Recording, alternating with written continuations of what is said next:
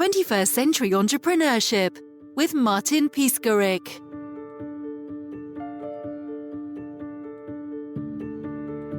When you think about invention, you tend to think about new ideas, new ways of thinking about scientific principles, putting those principles to practice.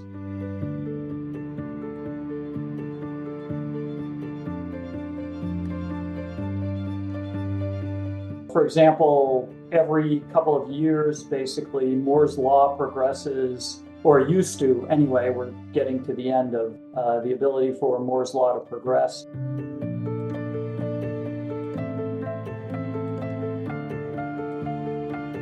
But the key is understanding scientific principles and applying those principles and understanding the results of hypothesis tests and conclusions.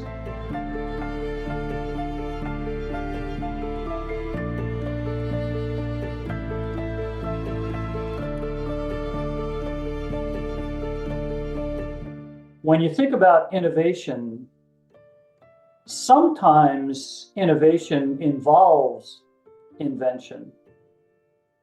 But what's key in innovation is really more understanding how you're going to shift people's behavior.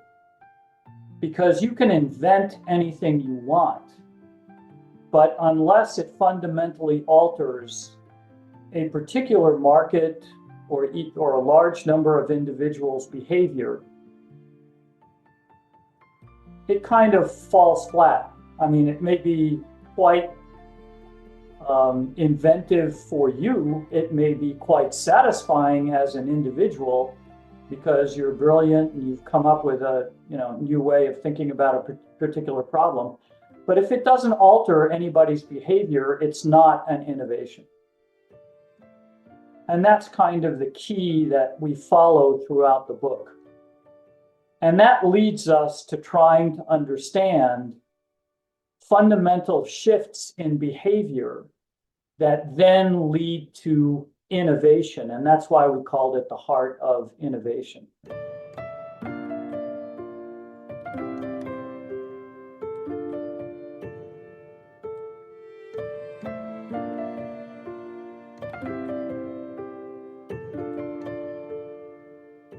One of the ways that we've looked at innovation is to see where it's needed in organizations, and how does innovation create or kind of set up the structure, the bones of an organization.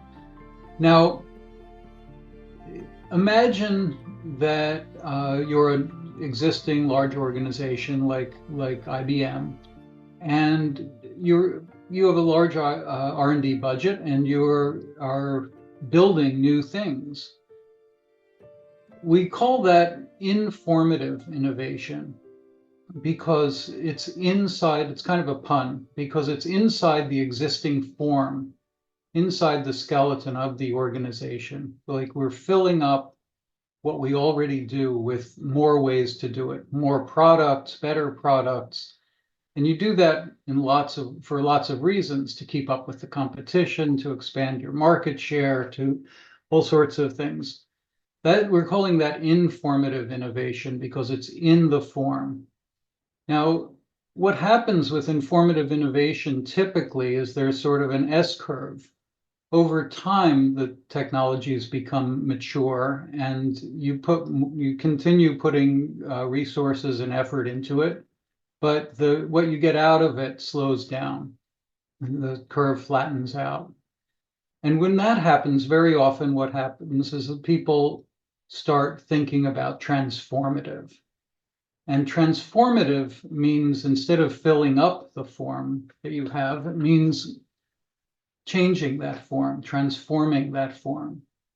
So, for example, you might be a railroad company, and you do various things. You get more efficient engines, you get refrigerator cars, you expand your lines to various places, but the curve flattens up and flattens down in that space, and somebody in the C-suite starts thinking, well, let me change the premises here. The premise is, what if we weren't a railroad company? What if we were a transportation company? And then if you change that idea, you sort of transform how you're thinking about the form, and it starts to become possible. We can acquire a shipping company. We can do air freight. We can do third-party logistics, all sorts of other things. There are specific problems that go with both of those types of innovation. The problems with informative innovation are pretty well known, and they can be very hard, but they involve the sorts of things that Danny was talking about with invention, understanding principles, the scientific principles, using them to implement new engineering, things like that. Transformative has a different set of problems. The main problem that you see with transformative, or the one that's stickiest and least dealt with, is resistance. People have an immunity to change. If you're someone who works in a railroad and suddenly you are faced with, what you hear from the C-suite is, we're now a transportation company. I want you to, schedule for the airline that we've just acquired, and not just the railroad. There are a lot of ways that you won't be able to do that, or will resist doing that. And we talk quite a bit about that in the book. Now, I said that there were 3 types of innovation. The first type we've said is informative. The second type is transformative. But there's the question of, how did the thing get started in the first place? And we call that just simply formative innovation. Well, let me give you an example of a formative innovation. My father owned a small strip mall outside of Philadelphia, and he did all the sort of work that you would imagine to make that a profitable enterprise. He improved the parking lot. He found good tenants. He did all these sorts of things. And he got to that point where the curve flattens, and he couldn't really do any better. And then somebody showed up and said, your strip mall there is on a hill, and there's no other, and it'd be a perfect place to put a satellite dish on your roof. Can we do that for cell phones? So he started renting out the roof. And pretty soon the roof was covered with various cell phone towers and things. So that was a formative innovation. There was no way that he would have thought of building up the value of that asset in an informative way and come up with doing something on the roof like that. So every business starts with, or every new type of business starts with an innovation, starts with a formative innovation. They expand and they change through these other types. What we've figured out, what we understand and talk about in this book, is that each of these types has its particular challenges. And you need particularly focused tools to address those challenges.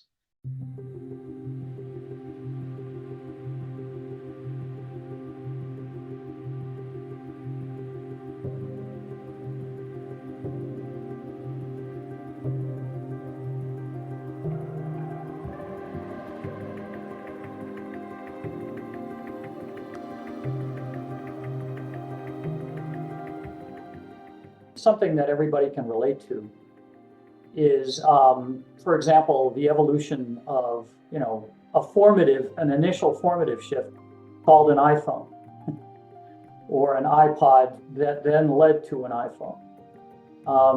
And if you take a look at that S-curve that Matt was just talking about, we're starting to hit that particular S-curve. And things are starting to slow down, right?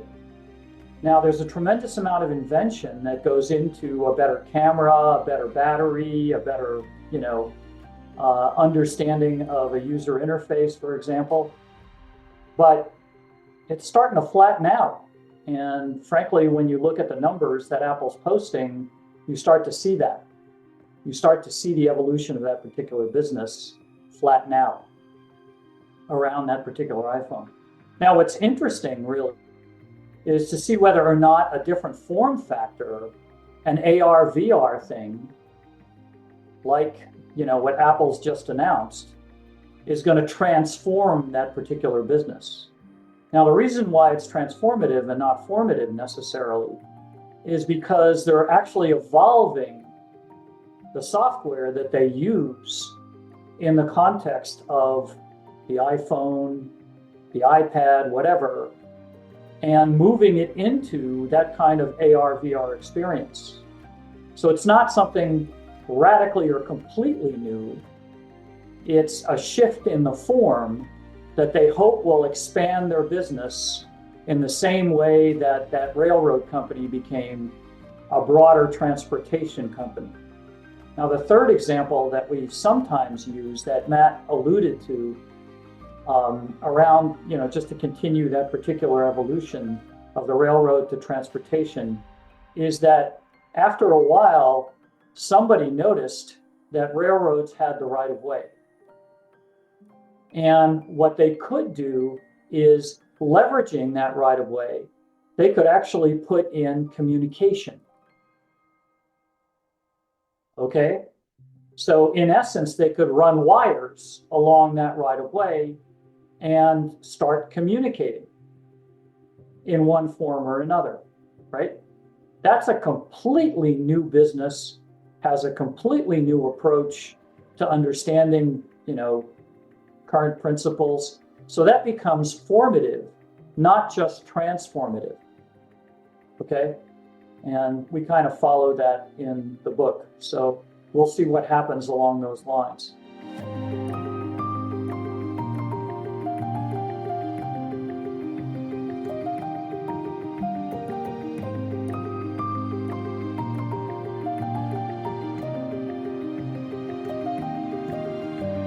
Many of the ideas of the book were things that we developed as one of our other co-authors, Merrick Furst, and I started an accelerator at Georgia Tech in Atlanta. And we worked with startup companies, and we looked at the various types of approaches that people were taking, the lean entrepreneurship approach that's become popular. The Clay Christensen's approach around jobs to do, he called it, and so on. And we found all of them lacking, frankly. And through that, we began developing our own approach. We did that for 9 years through about 80 companies that we effectively originated. And in that process, we put a lot of these ideas together. But it didn't start becoming a book until COVID happened. When COVID happened, we closed that down. And Danny and our fourth colleague, Mark, were old friends of Merrick's through computer science. And we just started talking about these things. And I'll let Danny go on, but my impression was that they were very interested in what we were doing because they saw a lot of the same issues and the same principles that we were noticing in the small startup context in the large enterprises where they had been working. So I think that that's at least initially what attracted them. And it's by bringing in their perspectives that we were able to get a more holistic view of what was going on.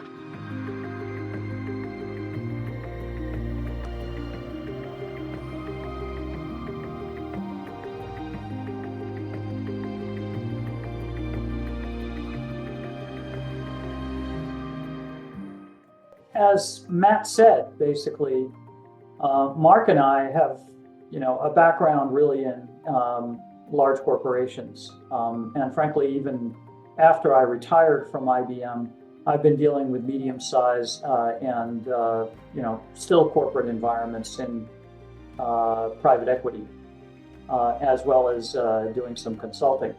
And the thing that attracted me to all of this, work that both Matt and Merrick had done is that it started giving me a vocabulary and a deeper understanding of many of the conundrums that I faced in my 40+ year career. Okay.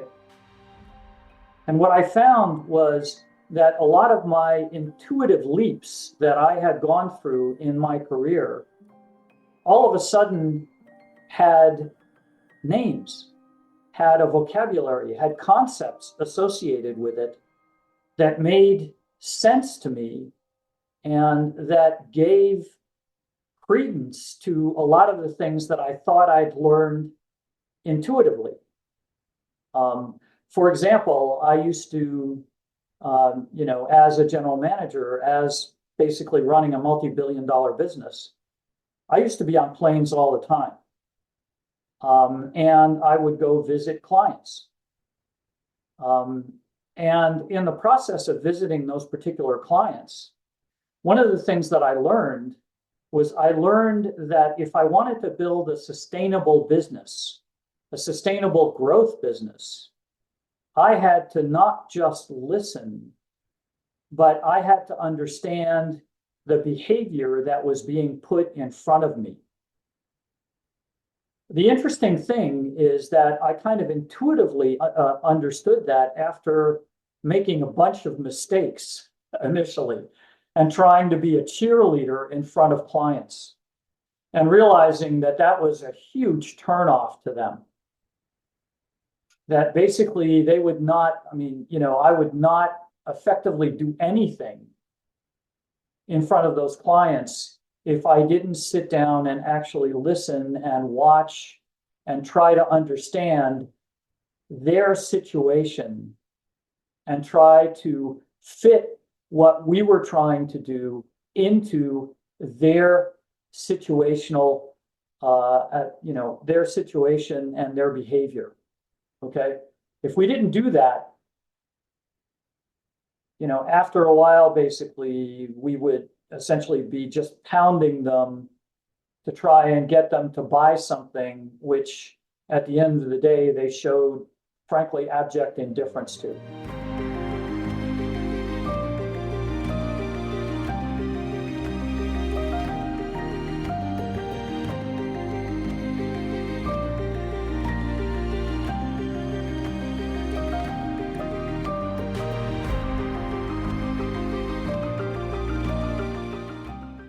There's a quote we begin the book with, which is actually from a theologian by the name of Fred Buechner.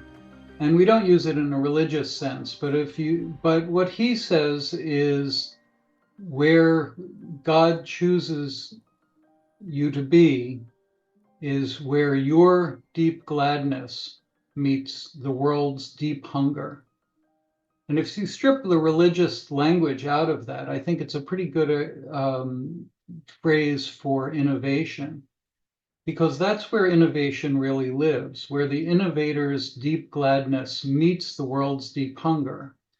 And I think that one way of looking at that distinction we referred to earlier about innovation versus invention is inventors are very often, that's their deep gladness, is to be inventing things. They're creative, they're scientific, they're curious, but they pay insufficient attention to the second half of that, to the world's deep hunger.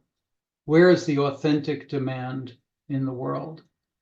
So I think that this is a sort of way of backing into your question about about where the pain is, right? Because I'm thinking of it positively, not as pain, but where is the purpose? Where is the fulfillment? Why are you doing these kinds of things? And I think that, you've got to start with assuming that people are experts in their own lives. They know how to cope with the things in their lives. They're better experts than you are. So when we talked about transformative, for instance, and this immunity to change that people have, it's very easy to see that just as people are being stubborn or closed-minded or timid or something like that, and they're not embracing this new vision. But I think it's much more useful to think of it in the other way, as they are experts in their lives. They have commitments to being a certain type of person. So the kind of commitments that people live with are, they can be anything from a lifelong commitment to being, honest or having integrity or whatever it is, to, very short-term commitment. This week I promised to do this, so I'm going to do it. But if you have somebody in a job, to go back to those examples we use, suppose you have a job and it's scheduling deliveries for your railroad company. But now you're told we also have air freight. You have a commitment to yourself. You've learned to cope with this problem of figuring out how do you manage promising and guaranteeing that your stuff is going to be delivered on time in the place it's supposed to be via the train. Now, can you meet that commitment? If you don't really know, you don't really understand, what if the there's a storm and the planes aren't taking off? What if it goes through customs in a different way from an airplane? I can't commit to being that person who does that thing. So you back off from it. You have immunity to it. And you might fight, you might just subconsciously slow down things.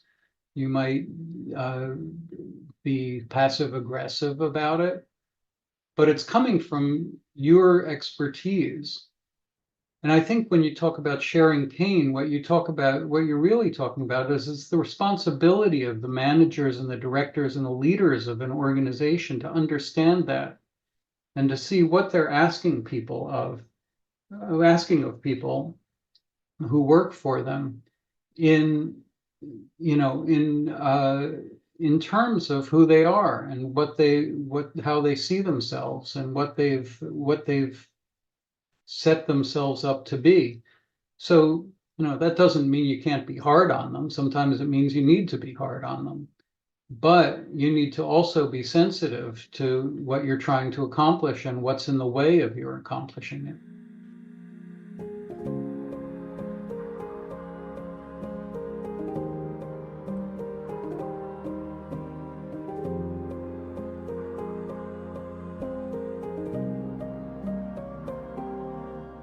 For example, one of the examples we use in the book is a company that was making fish finders, devices that you would throw over the side of the boat and throw a sensor over the side of the boat and find out whether there are fish there for recreational fishermen. Now, there's a small company in Alabama that had built these things, and they were selling them at a modest rate. They had revenue up to about $5 million a year, but they needed to expand. And they tried one product after another to try to expand their market, expand their revenue, but it remained flat, no joy.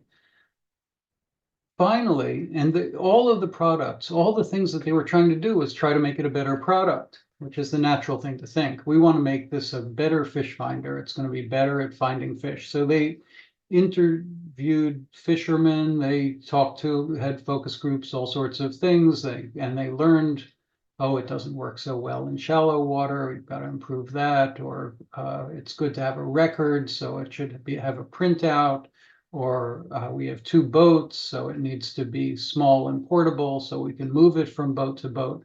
None of these things made an actual difference in the behavior of the customers. Then one day, one of their marketing people was at a store looking at the aisle where these things were, and there was a woman buying one or considering one, and she went up and said, "Why are you buying that?" And the woman said, I don't know. My husband takes me and the kids out on the boat every weekend, and it's so boring. I thought it'd keep the kids occupied. And she recognized something. It wasn't for that person, it wasn't about whether it was better at finding fish. It was an entertainment device. Now, that's a telescoped version of the story. She took that insight and they did more focus groups and more research. But what they found out was that this was a very common issue. That's why people were buying these things.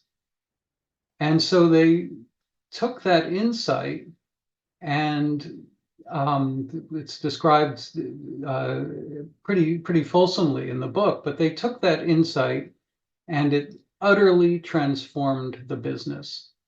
They had to change the shape of the product. They had to take off the sort of scientific things and make it look more like a entertainment device.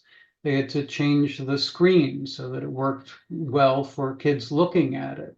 They had to market it in different types of stores where people bought electronics devices instead of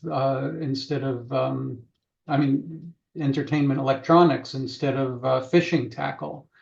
They had to hire the kind of designers who would design that sort of thing, which meant that they had to create a company culture in Alabama that would attract those kinds of employees, which meant that they needed a different kind of incentive structure for them. Everything changed out of that one insight, but the results were phenomenal. This company was selling $5 million revenue a year. They thought, they had imagined that there was a whole market of about $50 million that they could address. They got up to $120 million, more than twice as much as they thought the whole industry was, because they changed the concept. And that's that issue, that sort of authentic demand that we look at. And we look at a number of different case studies like that. Another good one, which I won't go into detail, but I encourage you to read in the book, is about SoulCycle.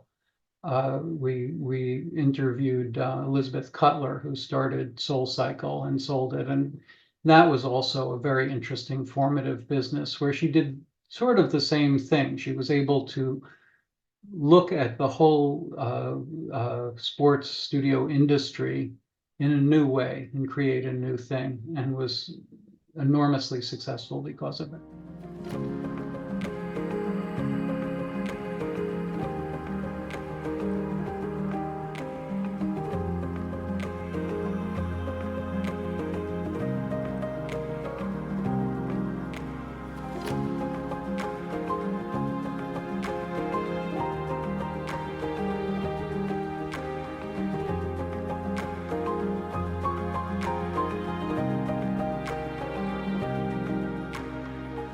People are extremely good at being how they are, who they are, right? And as a matter of fact, that's a great expression.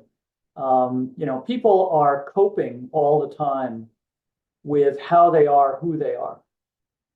And fundamentally, innovation tries to find a gap that helps them cope more effectively in how they are, who they are. And that's one of the reasons why we tend to focus on behavior. Now, the interesting thing is that when you're an innovator, and whether you're an innovator at a startup or whether you're trying to innovate in a large corporation, basically, doesn't matter. What you're trying to really understand is how people are skillfully coping and how what you're trying to do and introduce could alter their behavior so that they cope in a completely different way, a more effective way, if you want, if you will, okay? And fill that particular gap. And from that standpoint, it doesn't matter whether you're a startup or whether you're in a large corporation. In one form or another, you have to overcome their ability to be how they are, who they are, and be content with that and not look at your innovation with some degree of indifference. Okay? Because a lot of startups that I've seen, and frankly, that we've discussed in the process of the book, and frankly, one of the elements in the book that we talk about is a company that Merrick had started around cybersecurity.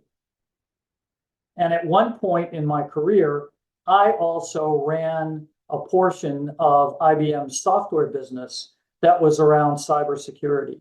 And when we started discussing this, it was amazing how his startup and my business hit exactly the same issue, which was that at the time that we were trying to, sell what to us seemed completely obvious, which is trying to help people to deal with all kinds of cybersecurity issues that could fundamentally impact their brand and essentially render their business a massive blow.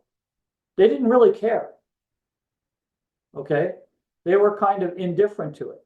And when we started exploring why that was, why the demand really at the end of the day wasn't there, we came up with very similar answers. In my exploration, when I started listening to people, what I found was that in their world, in our understanding of their situation, our biases were not their biases. We were walking in thinking that we were going to solve a huge problem for them, which they at the time did not see as a problem. As a matter of fact, they saw it as, one of the examples that I remember and that I think about is I walked into a company and started talking to them about all of the possible exposures that they had around their web-centric presence, okay? And they came back and told me, if I fix those, I get a nice attaboy from my management. If I don't do something else that they want me to do, i.e., something that they view as growing their particular business and building new applications around our website, I get fired. So to me, basically, if I do what you want me to do, I get an attaboy maybe. If I don't do what they want me to do, I get fired. And by the way, we've never been hacked. Okay? So basically, you're giving me a solution to a problem that I don't think I have. And to us, it was like, you've got to be kidding. Okay?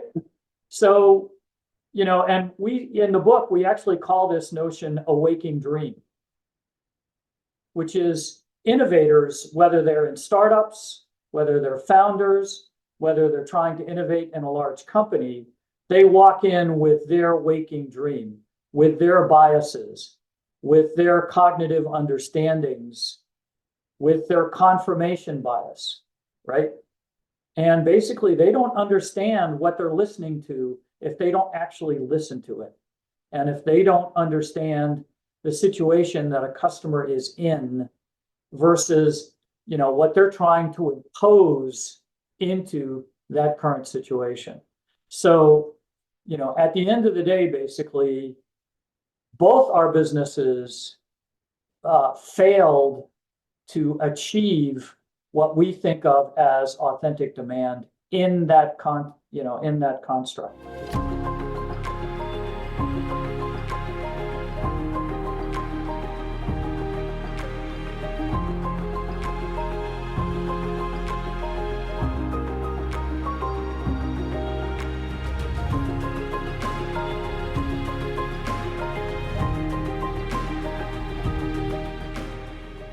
What we started with really is a problem of failure. It's really kind of astonishing how many startups fail. Nobody knows the actual number. It's very definitional, but probably 95% of startups fail in the sense of making money back for their investors. And those numbers are more or less the same for new product, really new product in launches for large companies as well. They also fail at about a 90% rate. And we've learned to live with this, but it involves a tremendous amount of waste. So what we've done, so that's where we started. And what we've done is we started looking at, okay, why is that? And what's going on? And we centered on the issue of demand. And what do you sort of open up the black box of what you mean by demand?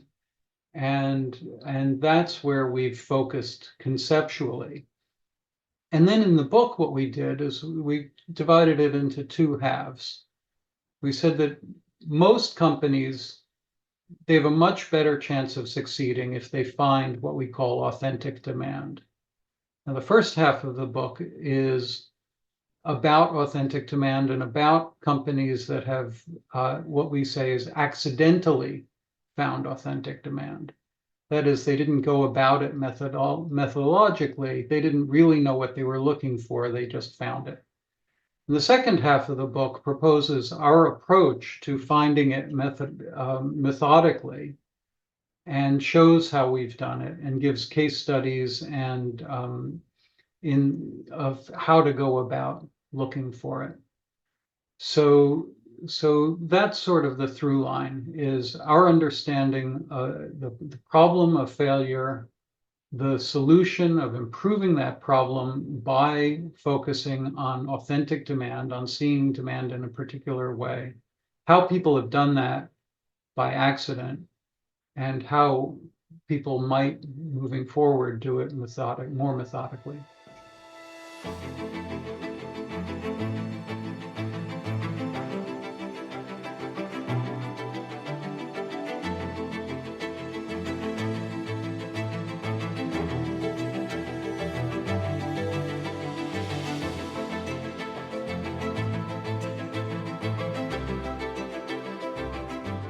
One of the elements that we talk about is being stuck. And as a matter of fact, one of the ways that we find, or one of the things that we find people who relate to the book most aggressively are people who have had experience at being stuck. They have a great idea, whether or not it's in a large corporation or a startup, doesn't matter. They have a great idea, but they hit a wall, okay? And basically they don't understand why they're hitting the wall. They're trying to find a way of, around it, basically. It's kind of like the cybersecurity example that I gave you. They're trying to find a way around it. And in many cases, that's what leads to what Matt, referred to as failure, okay?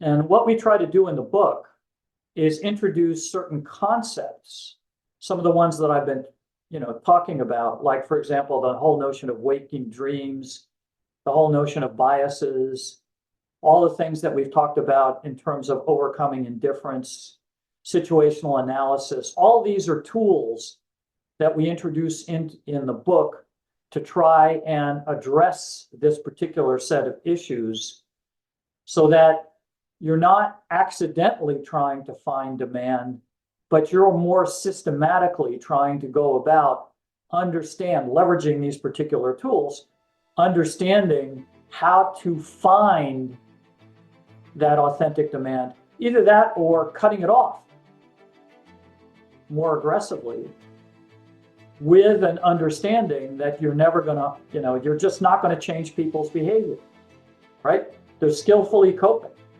They don't care. They're indifferent to your gladness, if you will, when you make an invention. Either that or there's just way too much inertia to overcome.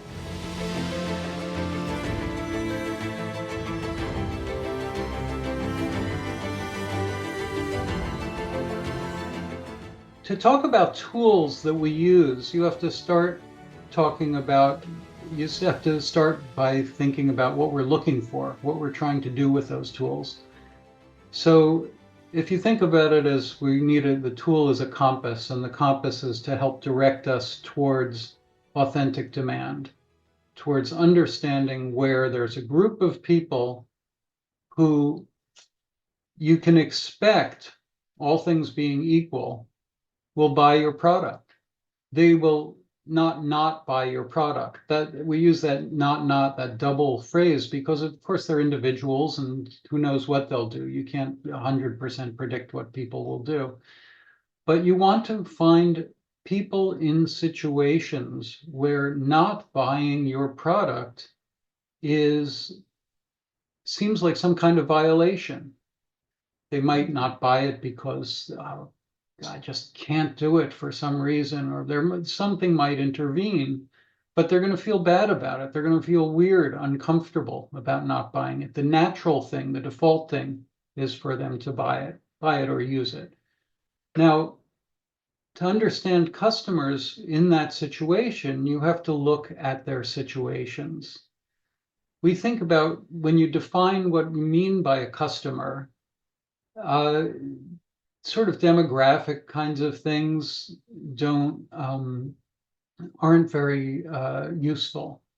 I mean, they're somewhat useful, but they're really just proxies for the situations they're in. Marketing, so on, that kind of induces people, influences people to buy something. Of course, marketing can be effective, but you can sort of think about it as a secondary thing. I mean, imagine a whirlpool in the ocean. And now imagine you have a motorboat and you want to create a whirlpool, so you run it as fast as you can in short circles, and it's going around and around, and it looks like a whirlpool. But the moment you stop, it goes away, right? So what you want is to uncover that real whirlpool, and then you can run your motorboat and it can be more effective, right? But so our tools are tools for trying to understand customers in situations where there is unmet authentic demand that you can meet with what you're doing, with the product or the service that you're trying to provide. So what we do for that is the two tools that we talk about most in the book are called situation analysis and DPIs, or documented primary interactions. And DPIs are a method of talking to people, of interviewing. We developed this as a very, very particular method because people are so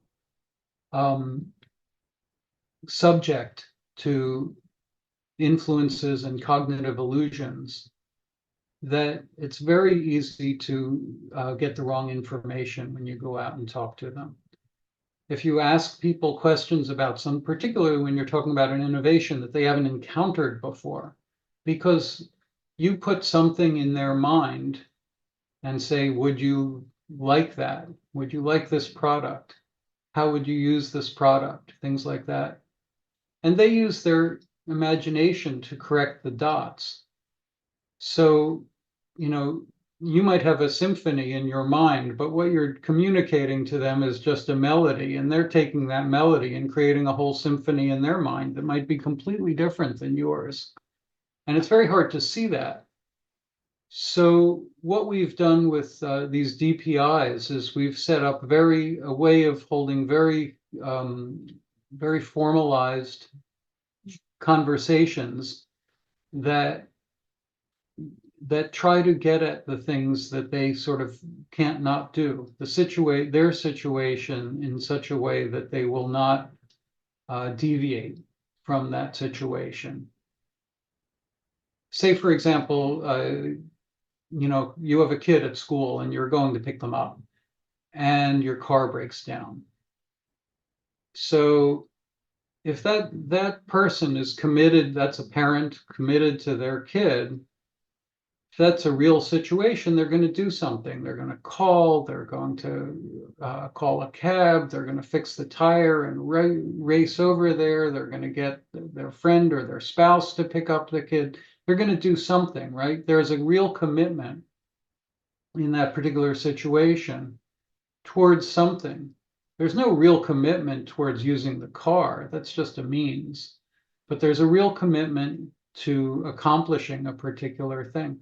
So that's what we're looking at. We're looking for where do people have real commitments to accomplish particular things, where they might have some other conflict with another thing that they have a commitment to that stops them from doing that. And if you can find a product that you can insert into that situation that resolves that conflict or makes it possible to do the thing that they're committed to doing, then you can pretty much depend on them to buy it, to use that product. One of my favorite examples of a product is the toll gate at a parking lot. What happens? You drive out of the parking lot, you stick your credit card in, it takes money from your bank account, and it opens the toll gate. It doesn't have to happen like that. You could drive through and smash the thing. You could stop the car and get out and push it up. You can start screaming for the attendant to come and deal with something. You could leave your car there forever. There's plenty of things you could do. But you don't do any of those things. What you do is you put your credit card in and it opens it up. And so that's the default activity. Now, you have to have the situation that generates that default activity. If you see the situation, this is where people have to drive. There's no other places to park but this parking lot. That doesn't cost $1 million to park there. Who knows? There's a whole set of situational criteria, and embedded in them is the possibility of this product, this toll gate that has authentic demand for it, that just churns out money. So that's what our tools are intended to do. They're intended to understand where people are, so that you can have a compass to look for where is your product, what does your product have to accomplish.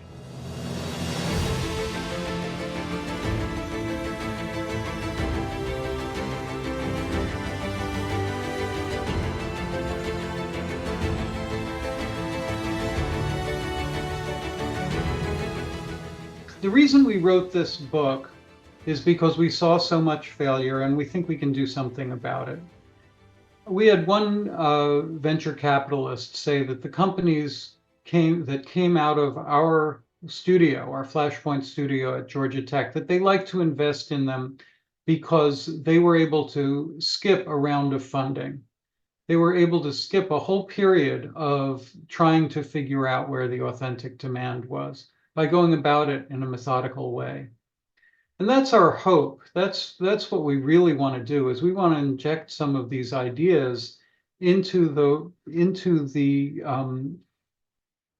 idea world of venture capital and startup investment and so on. We think that we can reduce the waste, reduce the wasted money, reduce the wasted effort, and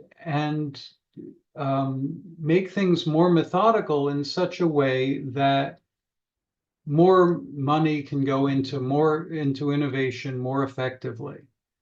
That's a big hope. Venture capital sounds like a big business, but it's actually really a niche business in the financial asset world, and it's a niche business because it's so high risk. And we think that we can reduce some of the key risks by focusing on authentic demand and on companies that are built around leveraging authentic demand. 21st Century Entrepreneurship with Martin Piskarik. Imagine a space where triumphs, trials, and tales of entrepreneurship come alive. Welcome to the 21st Century Entrepreneurship Podcast, a gold awarded journey hosted by Martin Piskarik, connecting with listeners in 95 countries.